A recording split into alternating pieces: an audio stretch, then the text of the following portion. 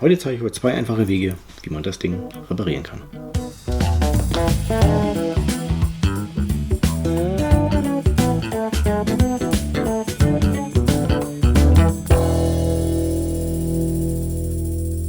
Hallo meine Lieben, ihr kennt doch mit Sicherheit diese coolen Einhandklemmen aus dem Discounter. Gibt es in regelmäßigen Abständen im Norma. Dann habt ihr bestimmt auch diese Version zu Hause. Heute zeige ich euch zwei einfache Wege, wie man das Ding reparieren kann. Dieses Video ist in Kapitel unterteilt, die ihr ganz einfach unten in der Zeitleiste anklicken könnt. Ihr könnt aber auch genauso gut in der Videobeschreibung direkt auf den Zeitstempel klicken.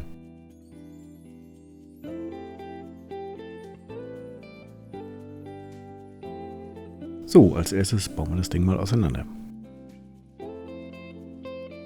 Ja, ich weiß, man könnte es natürlich einfach wegschmeißen und neu kaufen, aber das hier ist ein DIY-Kanal und da gehört Reparieren natürlich dazu.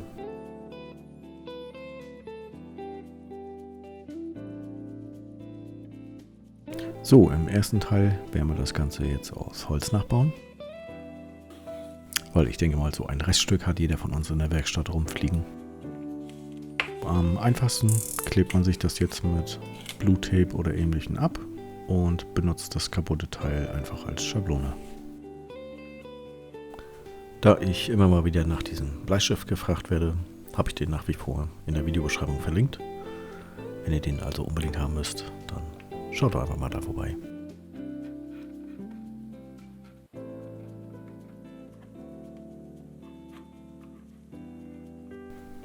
Ja, wie gesagt, das benutzen wir jetzt als Schablone und zeichnen da einmal locker drumherum.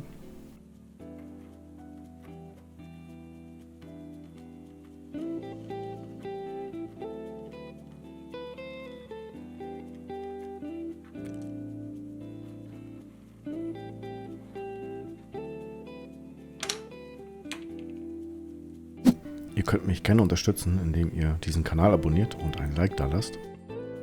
So, dann brauchen wir noch den Durchmesser des Pins. Das sind jetzt in diesem Fall 5 mm.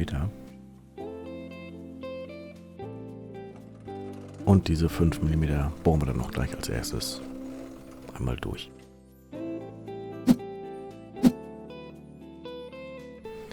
Dann habe ich das Ganze auf der Bandsäge ausgesägt. Ich habe keine Bandsäge, ist natürlich keine Ausrede. Man kann das Ganze genauso gut auf der Dekopiersäge machen oder notfalls mit der Laubsäge.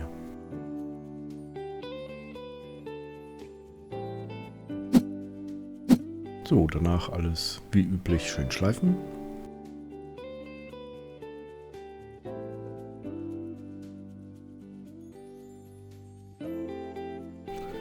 Und auch noch ein bisschen Handarbeit. Bei diesem Siebdruckplatten solltet ihr unbedingt die Kanten richtig schön rund machen. Ich habe mich an den Dingern schon mal richtig böse verletzt.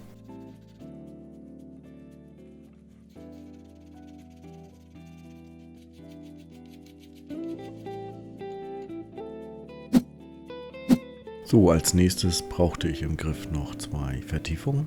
Die eine hat quasi so eine kantige Vertiefung und die andere sieht aus wie eine Senkung.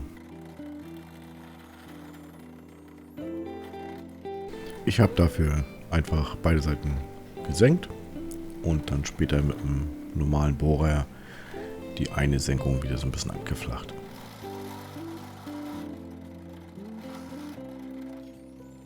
Na, hier sieht man das schön. Das ist die flache Seite und da ist die Senkung. Ja, und dann kann das Ding auch schon wieder zusammengebaut werden. Die untere Seite ist jetzt die Seite mit der geraden Senkung, sage ich mal. Und der Deckel hat die gewinkelte Senkung. So, dann fix die Schrauben wieder rein und dann können wir das Ganze auch schon testen. Und wie man sieht, es funktioniert. Ja, und wieder ein Teil erfolgreich vor der Mülltonne gerettet. Und ich behaupte mal, der neue Griff hält etwas länger als der Originale. Wie steht ihr denn zu dem Thema? Schreibt mir gerne in die Kommentare, ob ihr lieber repariert oder einfach neu kauft.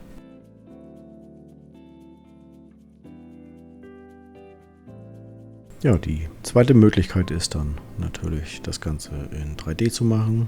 Dafür nimmt man sich den Griff, misst ihn einmal komplett aus, designt ihn sich nach und druckt ihn sich dann aus.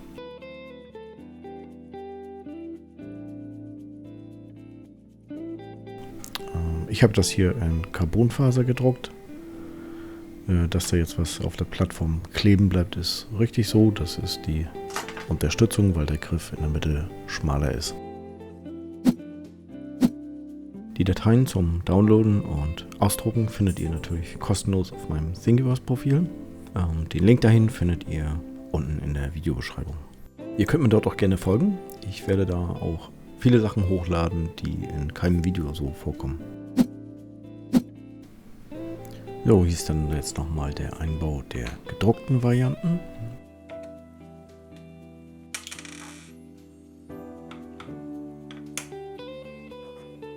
So, das links ist die erste Version, die ich gedruckt habe. Da ist der Griff über die gesamte Fläche eine Breite. Sieht natürlich vom Druck schöner aus, hatte aber das Problem, dass der nicht so sauber zwischen oder in den Griff reinpasste. Ist dann mehr irgendwo hängen geblieben. Und der rechte, der da liegt, den habe ich dann nochmal angepasst. Der ist dann quasi auch so wie das Originalteil. Da sieht man vorne und der Griff halt schmaler. Und hat dann natürlich den Vorteil, dass der sauberer in den Griff reinpasst und nicht so oft hängen bleibt.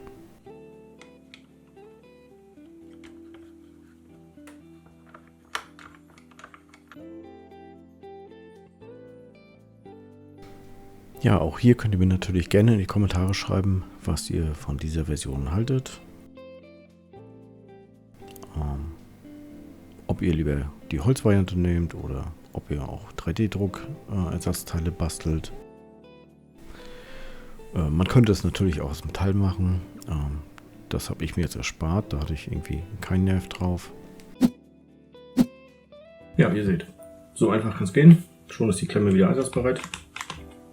Und das war's dann auch schon mit diesem Video. Wenn euch das Video gefallen hat, könnt ihr mich gerne unterstützen, indem ihr diesen Kanal abonniert und ein Like da lasst. Und dann bis zum nächsten Mal.